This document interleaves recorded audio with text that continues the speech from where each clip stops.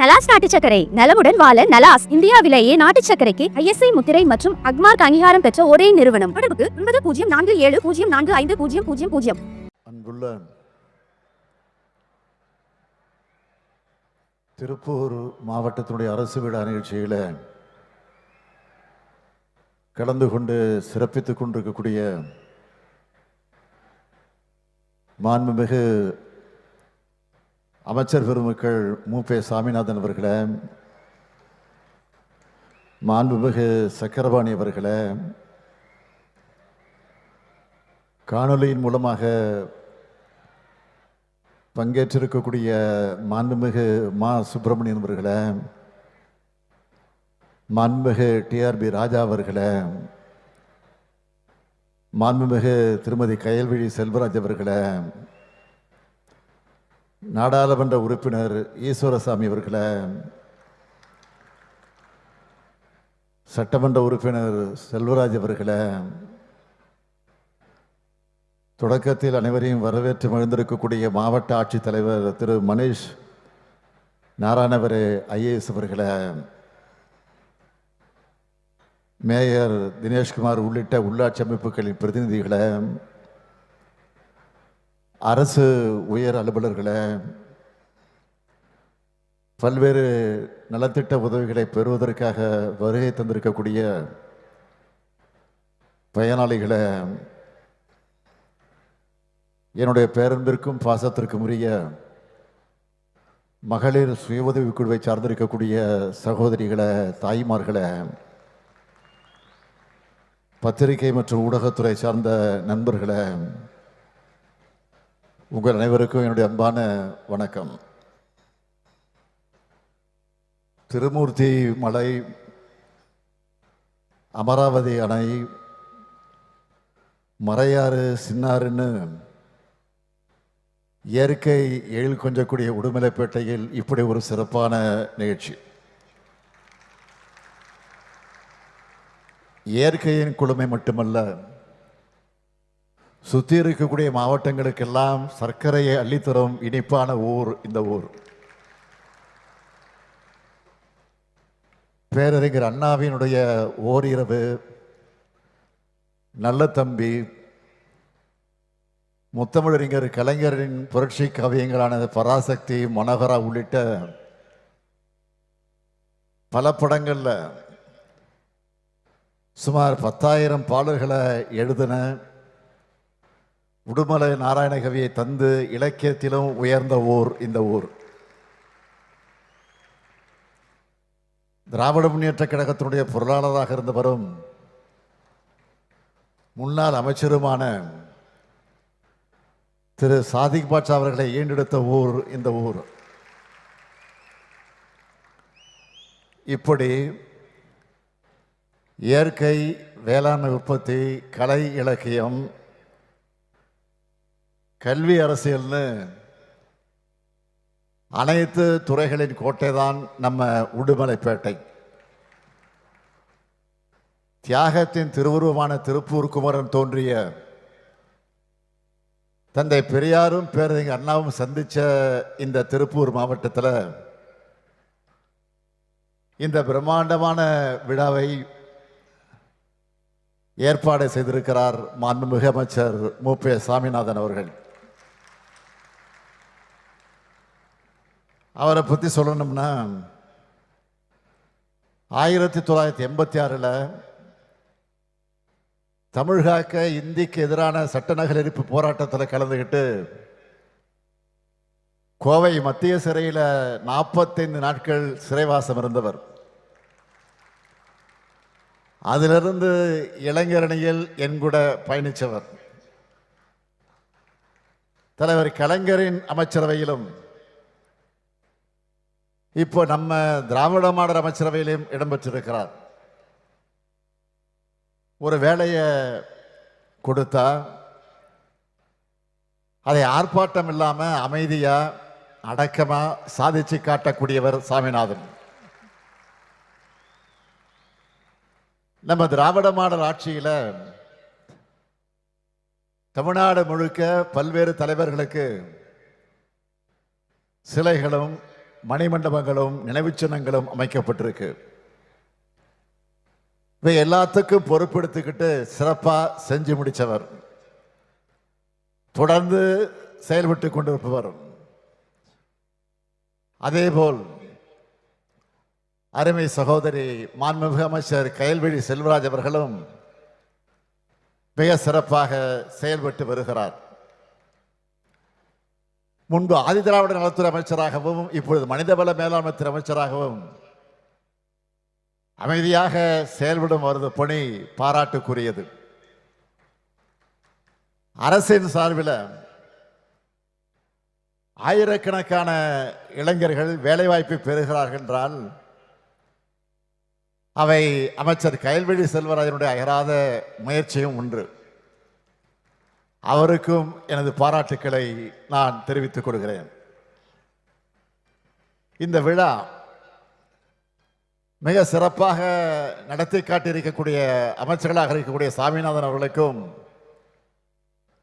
கயல்விழி செல்வராஜ் அவர்களுக்கும் திருப்பூர் மாவட்டத்துடைய மக்கள் பிரதிநிதிகளுக்கும் குறிப்பா திருப்பூர் மாவட்ட ஆட்சியர் டாக்டர் மணிஷ் அவர்களுக்கும் மாவட்டத்தினுடைய அரசு அலுவலர்கள் அனைவருக்கும் எனது மனமார்ந்த பாராட்டுக்கள், வாழ்த்துக்கள். கலைஞரால் உருவாக்கப்பட்ட இந்த திருப்பூர் மாவட்டத்துக்கு கடந்த 4 ஆண்டு காலத்தில் நமது திராவிட மாடல் ஆட்சியில் செய்யப்பட்டிருக்கக்கூடிய முக்கியமான சிலவற்றை மட்டும் சுருக்கமா தலைப்புச் செய்தியா நான் சொல்ல விரும்புகிறேன். சொர்ணபுரியில அவுட் சங்கிலிப்பழம் ஓடை குறுக்கையிலும் தந்தை பெரியார் நகர் ஜம்மனை ஓடை குறுக்கையும் உயர்மட்ட பாலம் 558 கோடி ரூபாய் மதிப்பீட்டில் 6266 சாலை பணிகள், மடத்துக்குளம் புதூர், பூண்டி நகர், ஹைடெக் பார்க் நகர், பெருந்தொழிவு திட்டப்பகுதியில் 1004 குடியிருப்புகள். திருப்பூர் மாவட்டத்தில் மட்டும் 133 திருக்கோயில்களுக்கு குடமுழுக்கு, 328 திருக்கோயில்கள்ல 804 சீரமைப்பு பணிகள், 5 சிறிய அளவிலான ஜவுளி பூங்காக்கள், 9 உயர்மட்ட பாலங்கள் அறிவிக்கப்பட்டு அதுல 3 பாலங்கள் பயன்பாட்டுக்கே வந்தாச்சு. உடுமலைப்பேட்டை வட்டம் கொங்கல் நகர் கிராமத்தில் 1ஆம் கட்ட அகழாய்வு நிறைவு. ஏன் இன்றைக்கு திருப்பூர்ல நியூ டைடல் பார்க், வேலம்பாளையம் அரசு மருத்துவமனை, கோவில் வழி பேருந்து நிலையம் திறந்து வைத்திருக்கிறேன். அடுத்து கூடிய விரைவில் வரப்போகிற திட்டங்கள் என்னன்னு லிஸ்ட் போட்டா காங்கேயம் அரசு மருத்துவமனை மாவட்ட தலைமை மருத்துவமனையா தரம் உயர்த்தப்பட இருக்கு. தாராபுரம் அரசு மருத்துவமனைய தலைமை மருத்துவமனைக்கு இணையா தரம் உயர்த்த போறோம். திருமுருகன் பூண்டி நகராட்சி பகுதியில் மினி டைடல் பார்க்,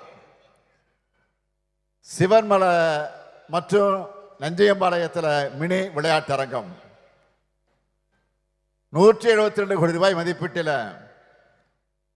நொய்யலாறு மேம்பாடு, 1176 கோடி ரூபாய் மதிப்பீட்டில் புதிய குடிநீர் திட்ட பணிகள், கீழக்கோயில் வழிப்பகுதியில் பேருந்து நிலையம், தெக்கலூர் பட்டேல் நகர், பொங்கலூர் அண்ணா நகர், காந்தி நகர் திட்டப்பகுதியில் 1160 குடியிருப்புகள், பில்லூர் நீர்த்தேக்கத்தை ஆதாரமாக கொண்ட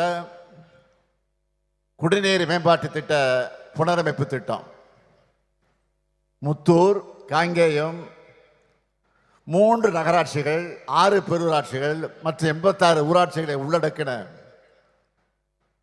1790 குடியிருப்புகளான கூட்டு குடிநீர் திட்ட புனரமைப்பு திட்டம் காங்கேயம், வெள்ளகோயில், தாராபுரம், குண்டடம், பொங்கலூர், பல்லடம், மூலனூர் ஆகிய 7 ஊராட்சி ஒன்றியங்களுக்கு கூட்டு குடிநீர் திட்டம். இப்படி இன்னும் நிறைய இருக்கு. மொத்தமாக சொல்லணும்னா 10,491 கோடி ரூபாய் மதிப்பிலான வளர்ச்சி பணிகள், நலத்திட்ட உதவிகள் திருப்பூர் மாவட்டத்திற்கு செய்யப்பட்டிருக்கு. இவ்வளவு சாதனைகளையும் 4 ஆண்டுகள்ல நம்ம திருப்பூருக்கு நம்ம செஞ்சிருக்கிறோம். ஆனா அதிமுக ஆட்சியில திருப்பூரின் வளர்ச்சிக்காக குறிப்பிட்டு சொல்லும்படியா ஏதாவது செஞ்சிருக்காங்களா? அதிமுக ஆட்சி காலத்தில் திருப்பூர் எந்த அளவுக்கு புறக்கணிக்கப்பட்டுச்சு என்பதற்கு ஒரே ஒரு எடுத்துக்காட்டை மட்டும் நான் சொல்ல விரும்புகிறேன். 2006 முதல் 2011 வரையிலான கழக ஆட்சியில் திருப்பூரினுடைய போக்குவரத்து நெரிசலை குறைப்பதற்காக அன்றைக்கு முதலமைச்சராக இருந்த தலைவர் கலைஞர் அவர்கள் 3 ரயில்வே பாலங்கள் உட்பட 5 பாலங்களை கட்டுவதற்கு ஆணையிட்டார். ஆனால் 2011ஆம் ஆண்டு அதிமுக ஆட்சிக்கு வந்த உடனே அந்த பணிகளை எல்லாம் முடக்கிட்டாங்க. 2021ஆம் ஆண்டு மீண்டும் கழகம் ஆட்சி வளர்ந்ததுக்கு பிறகுதான் மீண்டும் அந்த பணிகளை முழுவீச்சில் இப்போ நம்ம செஞ்சுட்டு வரோம். எஸ்ஆர்சி மில் அருகே மன்னரை ரயில்வே மேம்பாலம், திருப்பூர் சிக்கண்ணா அரசு கலைக்கல்லூரி அமைச்சிருக்கக்கூடிய கல்லூரி சாலையிலிருந்து மங்கள சாலை வரை ரயில்வே மேம்பாலம், திருப்பூர் யூனிவர்சல் தியேட்டர் பகுதியில் இருந்து மாநகராட்சி பூங்கா வர சுரங்க பாலப்பணிகள் ஆகியவை நடைபெற்று வருது. அத்திக்கடவு அபிநாசி திட்டத்தை பொறுத்த வரைக்கும் மக்கள் மன்றத்திலே பேசணும், சட்டமன்றத்திலே நாம தொடர்ந்து குரல் கொடுத்தோம். அதற்கு பிறகு நாம் ஆட்சிக்கு வந்து பணிகளை முடிச்சு தொடங்கி வச்சிருக்கிறோம். அதே போல கோவை, திருப்பூர் மாவட்டங்களுடைய வேளாண்மைக்கு மிக மிக அடிப்படையாக இருக்கிறது பரம்பிக்குளம் ஆழியாறு திட்டம். பெருந்தலைவர் காமராஜர் ஆட்சி காலத்திலிருந்து இது உருவாக்கப்பட்டுச்சு. இந்த மகத்தான திட்டத்தை உருவாக்கின பெருமக்களுக்கு நம்ம திராவிட மாடல் அரசு சிறப்பு செய்கிற வகையில் நினைவகம் அமைச்சிருக்கு. இந்த நிகழ்ச்சியை முடிச்சுட்டு அடுத்து அங்கதான் நாங்கள்லாம் போக போறோம். 4 லட்சம் ஏக்கர் பரப்புக்கு பாசனம் தரும் பரம்பிக்குளம் ஆழியார் திட்டம் அமைய காரணமான பெருந்தலைவர் காமராஜர், முன்னாள் அமைச்சர் சி சுப்பிரமணியம் அவர்கள், மரியாதைக்குரிய வி.கே. பழனிசாமி கவுண்டர் அவர்கள், பெரியவர் பொள்ளாச்சி மகாலிங்கம் அவர்கள், இந்த 4 சிலைகளுடன் கூடிய அரங்கத்தை நம்ம அரசு அமைச்சிருக்கு. இந்த திட்டத்தை உருவாக்க வேண்டும் என்று தியாகி வி.கே. பழனிசாமி அவர்களும் பொள்ளாச்சி மகாலிங்கம் அவர்களும் பெரும் முயற்சி எடுத்தாங்க. இந்த திட்டத்தை செயல்படுத்தலைன்னா பதவி விலகிவிடுவேன் என்று பெருந்தலைவர் காமராஜர் அவர்களே சொன்னவர் வி.கே. பழனிசாமி கவுண்டர் அவர்கள். அதனால்தான் அவங்க திருவுருவச் சிலையை அரங்கத்தில் வச்சிருக்கிறோம். இந்த திட்டப்பணியின் போது ஏற்பட்ட விபத்தில், ஆக்சிடென்ட், அப்படி விபத்தில் உயிர் நீத்தவர்களுக்கும் ஆழியாறில் அமைக்கப்பட்டிருக்கக்கூடிய அரங்கத்தையும் திறந்து வைக்க இருக்கிறோம். பரம்பிக்குளம் ஆழியார் திட்டம் தொடங்கப்பட்டு அக்டோபர் 7ஆம் தேதியை பரம்பிக்குளம் ஆழியார் திட்ட நாளாக அறிவித்து ஆண்டுதோறும் கொண்டாடி வர்றதும் நம்ம திராவிட மாடல் ஆட்சி தான். செஞ்சு முடிச்ச சாதனைகளை, செய்யப்பட்டு வரக்கூடிய திட்டங்களை பற்றி நான் சொன்னேன். ஆனால் என்னதான் இருந்தாலும் உங்கள் மாவட்டத்துக்கு வந்துட்டு, திருப்பூர் மாவட்டத்துக்கு வந்துட்டு புதிய அறிவிப்புகளை வெளியிடாமல் போக முடியுமா? சாமிநாதன் விட மாட்டார், கையல்வெளி செல்வராஜன் விட மாட்டார், நீங்களும் விட மாட்டீங்க. அதையெல்லாம் மனசில் வச்சுக்கிட்டு சில அறிவிப்புகளை வெளியிட விரும்புகிறேன். முதலாவது அறிவிப்பு, பரம்பிக்குளம் ஆழியாறு பாசன திட்டத்தின் அடுத்த கட்டமான நீராறு, நல்லாறு மற்றும் ஆனைமலையாறு திட்டமானது திருப்பூர் மற்றும் கோவை மாவட்ட விவசாயிகளுடைய நீண்டகால கோரிக்கையாக இருந்து வருது. அதை செயல்படுத்த கேரள மாநில அரசு கிட்ட பேச்சுவார்த்தை நடத்த நடவடிக்கைகள் எடுத்து வர்றோம். நம்ம விவசாயிகளுடைய இந்த கனவு திட்டம் விரைவில் செயல்படுத்தப்படும். இரண்டாவது திட்டம், இரண்டாவது அறிவிப்பு, பரம்பிக்குளம் ஆழியாறு பாசன பகுதியில் பல வாய்க்கால்கள் நீண்ட காலமாக தூர்வாரப்படாமல் இருக்கு. அது குறித்து பாசன சங்க தலைவர்கள் விவசாயிகளும் எங்கிட்ட சொன்னாங்க. அவங்க கோரிக்கை ஏற்று வாய்க்கால்களை தூர்வாரும் பணிகளுக்காக இந்த ஆண்டு 10 கோடி ரூபாய் ஒதுக்கீடு செய்யப்படும். மூன்றாவது அறிவிப்பு, திருப்பூர் மாநகரத்தில் மாணவர்கள் மற்றும் இளைஞர்களுக்கு பயனளிக்கிற வகையில் நவீன வசதிகளுடன் கூடிய மாவட்ட மைய நூலக கட்டணம் 9 கோடி ரூபாய் செலவில் அமைக்கப்படும். திருப்பூர் மாநகராட்சி அமர்ஜோதி கார்டன் பகுதியில் பல்நோக்கு விளையாட்டு அரங்கம் 5 கோடி ரூபாய் செலவில் அமைக்கப்படும். நாலாவது அறிவிப்பு, காங்கேயம் ஊராட்சி ஒன்றியத்தில் குடிநீர் வழங்கலை மேம்படுத்த பரஞ்சோதி, சிவன்மலை, கீரனூர் ஊராட்சிகளில் 11 கோடி ரூபாய் செலவில் புதிய திட்டங்கள் செயல்படுத்தப்படும். ஐந்தாவது அறிவிப்பு, தாராபுரம் வட்டத்தில் இருக்கிற வேளாண் பெருமக்கள் பயன்பெறும் வகையில் நஞ்சியம்மாபாளையம் கிட்ட உப்பாற்றின் குறுக்க 7 கோடி 60 லட்சம் ரூபாய் மதிப்பீட்ட புதிய தடுப்பணை கட்டப்படும். ஆறாவது அறிவிப்பு, ஊத்துக்குடி வட்டத்தில் 6.5 கோடி ரூபாய் மதிப்பீட்ட புதிய வெண்ணெய் தயாரிக்கக்கூடிய தொழிற்சாலை அமைக்கப்படும். ஏழாவது அறிவிப்பு, உடுமலைப்பேட்டை பகுதியிலிருந்து வந்து சட்டத்துறை அமைச்சராக பதவியேற்று உடுமலைப்பேட்டை அரசு கல்லூரி அமைக்க 25 ஏக்கர் நிலம் கொடுத்தவருமான மாண்புமிகு எஸ்.ஏ. சாதிக் பாட்சாவுடைய பெயரில் தாஜ் தியேட்டர் அருகில் இருக்கக்கூடிய சாலைக்கு அவருடைய பெயர் சூட்டப்படும். இது மட்டுமல்ல, இன்று காலை அமராவதி கூட்டுறவு சர்க்கரை ஆலை செயல்படாமல் இருப்பதை சுட்டிக்காட்டி விவசாயிகள் என்னிடத்தில் மனு அளித்தார்கள். அது குறித்து ஆராய்ந்து பரிந்துரை வழங்க விரைவில் ஒரு வல்லுநர் குழு அமைக்கப்பட்டு நிச்சயமாக நடவடிக்கை எடுக்கப்படும். இன்றைக்கு பார்க்கிறோம், எதிர்க்கட்சி தலைவர் திரு பழனிசாமி அவர்கள் இந்த பகுதிக்கு வந்தால் மட்டும் தன்னை மேற்கு மண்டலத்துக்காரன்னு சொல்லிக்கிறார். ஆனால் உறுதியோடு சொல்றேன், பழனிசாமி அவருடைய ஆட்சி காலத்தில் விட நம்ம திராவிட மாடல் ஆட்சியில தான் மேற்கு மண்டலத்தோட அனைத்து துறை வளர்ச்சிக்கும் அதிக திட்டங்கள் சாதனை செய்யப்பட்டிருக்கு. தொடர்ந்து செய்யப்படும் என்பதில் செஞ்சுக்கிட்டே இருப்போம். இன்னும் தொடர்ந்து நாங்கள் தான் செய்ய போகிறோம். அது எந்த மாற்றம் கிடையாது. அதனால சொல்றேன், எந்த தைரியத்தில் எதிர்க்கட்சி தலைவர் இந்த பகுதியிலிருந்து தன்னுடைய பிரச்சாரத்தை தொடங்கினான்னு எனக்கு புரியல. ஆனால் நிச்சயமா சொல்றேன், அதிமுகவோட 2026 தேர்தல் தோல்வி இங்கிருந்து தான் தொடங்க போகுது.